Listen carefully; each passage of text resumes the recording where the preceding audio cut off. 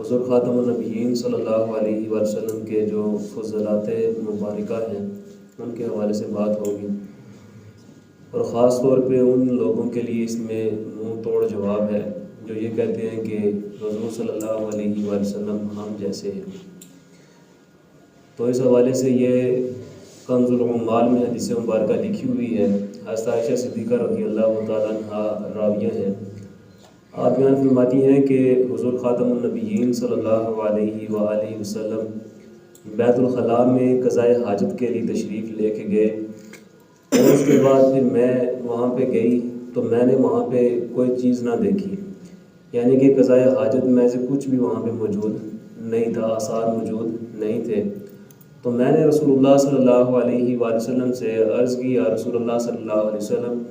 میں بیت الخلاء میں گئی لیکن مجھے وہاں پہ کوئی چیز نظر نہیں آئی۔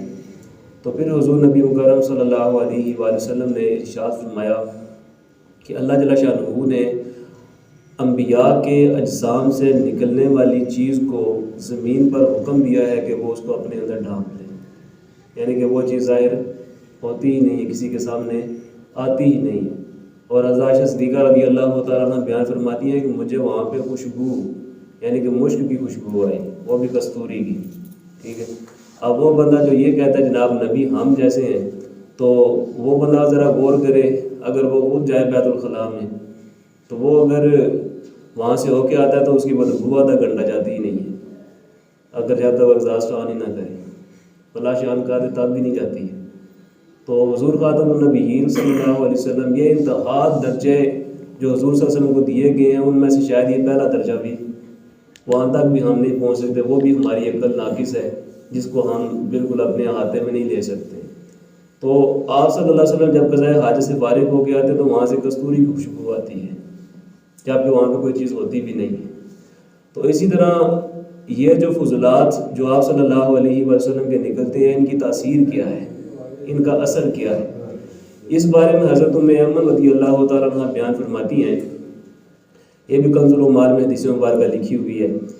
کہ حضور خاتم النبیین صلی اللہ علیہ وآلہ وسلم نے اپنے گھر کی ایک جانب میں ایک مٹی کا برتن رکھا ہوا تھا جس میں آپ صلی اللہ علیہ وسلم پیشاب فرماتے تھے۔ پیشاب مطلب کیا ہے کہ جو اگلی شرمگاہ سے نکلنے والی چیز ہے۔ تو پھر فرماتے ہیں کہ ایک رات اس طرح ہوا کہ آپ صلی اللہ علیہ وسلم نے پیشاب فرمایا ہوا تھا، میری آنکھ کھلی اور مجھے پیاس لگی ہوئی تھی، تو فرماتی ہیں کہ میں ادھر گئی اور میں نے وہ پیالہ اٹھایا اور میں نے اس میں جو کچھ بھی تھا وہ پی لیا، لیکن مجھے پتہ نہیں تھا کہ یہ پیشاب ہے۔ اور جب صبح ہوئی تو حضور خاتم النبیین صلی اللہ علیہ وآلہ وسلم نے ارشاد فرمایا کہ جاؤ اس برتن میں جو کچھ ہے اس کو کنڈیل دو، گرا دو۔ تو فرماتی ہیں کہ یا رسول اللہ صلی اللہ علیہ وآلہ وسلم اللہ کی قسم میں نے تو وہ پی لیا ہے۔ تو حضور صلی اللہ علیہ وسلم وہاں پہ ہنسنے لگے، یہاں تک کہ آپ صلی اللہ علیہ وسلم کی داڑھ مبارک بھی ظاہر ہوگی۔ تو پھر آپ صلی اللہ علیہ وسلم ارشاد فرمایا کہ آج کے بعد تمہارے پیٹ میں درد نہیں ہوگا۔ اور شارحین اس کی شرح میں لکھتے ہیں کہ تا حیات پوری زندگی وہ کبھی بیمار ہوئی ہی نہیں تھی۔ اب یہ اثر تھا کہ آپ صلی اللہ علیہ وسلم کا جو پیشاب مبارک ہے اس کی تاثیر بھی، اس میں بھی برکت ہے، اس میں بھی کیا ہے، برکت موجود ہے۔ اب اسے بڑھ کے ایک بات ہے، اسے بھی بڑھ کے بات یہ ہے کہ مجمع الزوائد میں حدیث مبارکہ لکھی ہوئی ہے، حضرت حکیمہ بنت امیمہ بنت رقیقہ وہ اپنی والدہ سے حدیث مبارکہ روایت کرتی ہیں۔ آپ بیان فرماتی ہیں کہ حضور صلی اللہ علیہ وسلم ایک برتن رکھا ہوا تھا لکڑی کا جس کے اندر آپ صلی اللہ علیہ وسلم پیشاب فرمایا کرتے ہیں۔ تو آپ صلی اللہ علیہ وسلم سے پیشاب فرمایا، اور جب آپ صلی اللہ علیہ وسلم واپس تشریف لے کے آئے تو دیکھا تو اس میں کچھ بھی نہیں تھا پڑا ہوا۔ تو ایک عورت تھی جو کہ حضرت ام حبیبہ کے ساتھ مقام حبشہ سے ان کی خدمت کے لیے ساتھ آئی تھی، تو اس نے جو کچھ اس میں موجود تھا وہ پی لیا۔ تو پھر حضور نبی مکرم صلی اللہ علیہ وسلم نے ارشاد فرمایا کہ آج کے بعد تمہارے اوپر جو دوزخ ہے وہ حرام ہو گئی ہے، تم دوزخ میں نہیں جاؤ گے۔ یہ حدیث سے باتیں ثابت ہیں۔ ایک ہوتی ہے کہ عام جناب صرف شعلہ بیانی کر رہے ہوتے ہیں، ٹھیک ہے،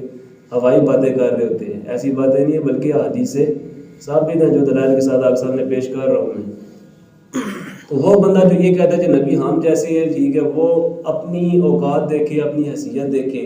اس کا جو عمل اگر وہ نیک بھی کر لیتا ہے وہ بھی پتہ نہیں قابل قبول ہے یا نہیں، اس کی بھی اس کو کوئی شورٹی نہیں ہے، کوئی پکا یقین حاصل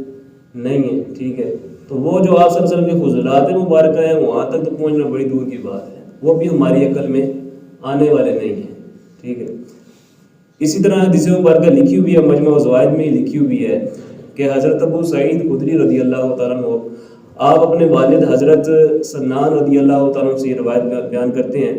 کہ غزوہ احد کے موقع پر جب حضور خاتم النبیین صلی اللہ علیہ وآلہ وسلم بہت زیادہ زخمی ہو گئے تھے تو آپ صلی اللہ علیہ وسلم کے چہرے مبارک کے اوپر خون تھا، زخموں کی وجہ سے خون موجود تھا۔ تو آپ فرماتے ہیں کہ میں نے کیا کیا کہ آپ صلی اللہ علیہ وسلم کے چہرے مبارک کے اوپر سے خون کو چوس لیا، سارا خون میں نے چوس لیا، اور پھر ان سے کہا گیا کہ اس خون کو گرا دو، لیکن انہوں نے کہا کہ خدا کی قسم میں اس کو کبھی نہیں گراؤں گا، اور ساتھ ہی کو مڑ کے وہ جنگ میں اندر شامل ہو گئے۔ تو پھر حضور خاتم النبیین صلی اللہ علیہ وسلم ارشاد فرمایا کہ جس شخص نے جنتی شخص کو دیکھنا ہے وہ اس مرد کو دیکھ لے۔ فرماتے ہیں کہ ان کو پھر اللہ جل شانہ نے مشرف بشہادت کیا، یعنی کہ ان کو شہادت کا رتبہ عطا فرما دیا، تو وہ کسی بھی اعتبار سے جہنم حرام ہو سکتی ہے، ٹھیک ہے۔ تو پتہ چلا کہ آپ صلی اللہ علیہ وسلم کے جو فضلات مبارکہ ہیں وہ پاک ہے، پہلی تو بات یہ ہے، ٹھیک ہے۔ اور دوسری بات یہ پتہ چلی کہ جو شخص یہ کہتا ہے جی نبی ہم جیسے ہیں، اس کا مطلب یہ ہے کہ وہ بندہ ابھی تک نبی کی شان سے واقف ہی نہیں ہے۔ نبی کی شان تو ہمارے عقل میں آ ہی نہیں سکتی ہے، ابتدا نہیں آ رہی تو انتہا کہاں سے آئے گی؟ جبکہ اللہ جل شانہ نے کیا اشارہ کیا کہ وَرَفَعْنَا لَكَ ذِكْرَكَ، ہم نے آپ کا ذکر بلند کیا ہے، وَلَلْآخِرَةُ خَيْرٌ لَكَ مِنَ الْأُولَىٰ، آپ کا ہر آنے والا وقت پہلے وقت سے بہتر ہے، ٹھیک ہے۔ تو ابتدا بھی سمجھ نہیں آ رہی، انتہا سمجھ میں آنے والی کدھر سے ہو سکتی ہے؟ اب یہاں پہ دیکھیں کہ صحابہ کرام حضور خاتم النبیین صلی اللہ علیہ وسلم کی نسبتوں سے بھی محبت کرتے تھے، ٹھیک ہے۔ اب ایک جس بندے سے ہمیں محبت ہوتی ہے نا، بندہ اسے تو محبت کرتا ہے، ایک فطرتی تقاضا ہے یہ، ٹھیک ہے۔ لیکن جو چیزیں اس کے ساتھ منسلک ہوتی ہے بندہ ان سے بھی محبت کرتا ہے، بندے کی کوشش ہوتی ہے کہ وہ بھی ادائیں، وہ جو طور طریقے ہیں وہ چیزیں وہ بندہ خود بھی اپنائے، ٹھیک ہے۔ تو اس کی اعلیٰ مثال جو کہ صحابہ کرام نے عشق رسول کا حق ادا کرنے کا جو انتہا ہے وہ بتا دی ہے۔ اگر کسی نے سمجھنی ہو تو یہ مثال جو بھی میں دینے لگا ہوں اس کی سمجھ کے لیے حدیث مبارکہ کافی ہے۔ اب یہ حدیث مبارکہ بخاری شریف کا حدیث مبارکہ ہے، حضرت عروہ بن زبیر رضی اللہ تعالیٰ عنہ راوی حدیث ہیں، نہایت طویل حدیث مبارکہ ہے، تقریباً 9 صفحات کے اوپر مشتمل ہے۔ کتنے صفحات پہ ہے جی؟ 9 صفحات کے اوپر۔ تو اس کا نہایت ہی مختصر سا حصہ جو کہ صحابہ اکرام علیہم اجمعین نے کیا کیا کہ محبت کا اظہار کر کے بتایا، کہ حق ادا کر کے بتایا، ٹھیک ہے، کیسا ہوتا ہے۔ اور راوی حدیث حضرت عروہ بن زبیر رضی اللہ عنہ بیان فرماتے ہیں کہ میں بڑی حیرت کی آنکھوں سے صحابہ کو دیکھ رہا تھا، صحابہ کرتے کیا ہیں۔ پھر فرماتے ہیں کہ وہ نبی کریم صلی اللہ علیہ وسلم اگر تھوک پھینکتے تو وہ کسی نہ کسی صحابی کے ہاتھ میں جاتا، اگر وہ آپ صلی اللہ علیہ وسلم بھینٹ مبارک پھینکتے تو وہ بھی کسی نہ کسی صحابی کے ہاتھ میں جاتا، وہ اپنے چہروں کے اوپر اپنے جسموں کے اوپر مال لیا کرتے تھے۔ اور اگر آپ صلی اللہ علیہ وآلہ وسلم انہیں کوئی حکم دیتے تو سب ایک دوسرے کے اوپر سبقت کرنے کی کوشش کرتے تھے کہ میں سب سے پہلے یہ کام کروں، آپ صلی اللہ علیہ وسلم کے حکم کی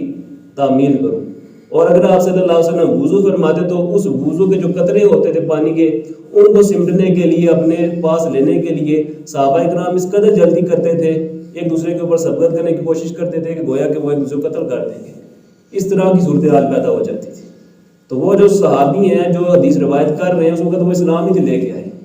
وہ صرف دیکھ رہے تھے کہ یہ سب کچھ کیا ہو رہا ہے۔ تو پھر فرماتے ہیں کہ جب نبی کریم صلی اللہ علیہ وسلم کوئی بیان فرماتے، کوئی حکم فرماتے ہیں تو اس وقت وہ اتنی خاموشی سے سنتے، وہ بالکل خاموش ہو جایا کرتے تھے، پست آوازیں کر لیا کرتے تھے آپ صلی اللہ علیہ وسلم کے سامنے۔ تو وہ راوی کہتے ہیں کہ میں نے کبھی بہت بڑے بڑے بادشاہوں کے پاس میں گیا ہوں، میں کسرا و کیسرا کے پاس گیا ہوں، میں اس وقت کا جو دور کا حبشی تھا اس کے پاس بھی گیا، وقت کا کوئی بادشاہ تھا اس کے پاس بھی گیا تھا، نجاشی کے پاس گیا تھا، لیکن کبھی کسی کی جو امت جو بھی اس کے نیچے متحد ہوتا تھا میں نے اس کو یہ نہیں دیکھا کہ وہ اس کی تعظیم میں اتنا زیادہ آگے بڑھ گیا ہو جتنا کہ صحابہ کرام انبیاء علیہ السلام نبی کریم صلی اللہ علیہ وسلم کی عظمت کی تعظیم کیا کرتے تھے۔ تو آج ہمارے لیے لمحہ فکریہ یہ ہے کہ ہم لوگ آپ صلی اللہ علیہ وسلم سے محبت کا دعویٰ جو کرتے ہیں صرف نعرہ کی حد تک رکھنا ہے اس دعوے کو کہ غلامی رسول میں موت بھی قبول ہے، جو ہونا عشق مصطفیٰ تو زندگی فضول، نعرے لگاتے ہیں نا، ٹھیک ہے۔ جب بھی ہمارا کوئی خطیب آتا ہے، نقیب آتا ہے، نعت خوان آتا ہے، ہاتھ اٹھائیں جناب پہلے مدینے جائیں، لیکن ہمارے کردار میں کیا عشق رسول موجود ہے؟ لمحہ فکریہ یہ ہے۔ تو یہ بات ہے کہ ہم نے اگر دعویٰ عشق رسول کا کرنا ہے تو پھر عشق رسول میں اتباع رسول بھی ضروری ہے، کیونکہ اللہ جل شانہ نے قرآن میں فرمایا قل ان کنتم تحبون اللہ فاتبعونی یحببکم اللہ ویغفر لکم ذنوبکم، کہ محبوب فرما دیجیے اگر تم اللہ سے محبت کے دعوے دار ہو تو نبی مکرم صلی اللہ علیہ وسلم کی اتباع کرو، اللہ تمہیں اپنا محبوب بنا لے گا، تمہارے گناہ بخش دے گا۔ تو حقیقت یہ ہے کہ ہم آپ صلی اللہ علیہ وسلم کی نسبت سے رکھنے والی کوئی بھی چیز اس کو ہلکا نہ جانیں، بلکہ اپنے جسم کے اوپر اس کو وارد کریں، ظاہر کریں کہ ہم واقعی آپ صلی اللہ علیہ وسلم کے امتی جا رہے ہیں، کسی غیر کی مشابہت کرنے والے نہیں ہیں۔ کی محمد سے وفا تو نے تو ہم تیرے ہیں، یہ جہاں چیز ہے کیا لوح و قلم تیرے ہیں۔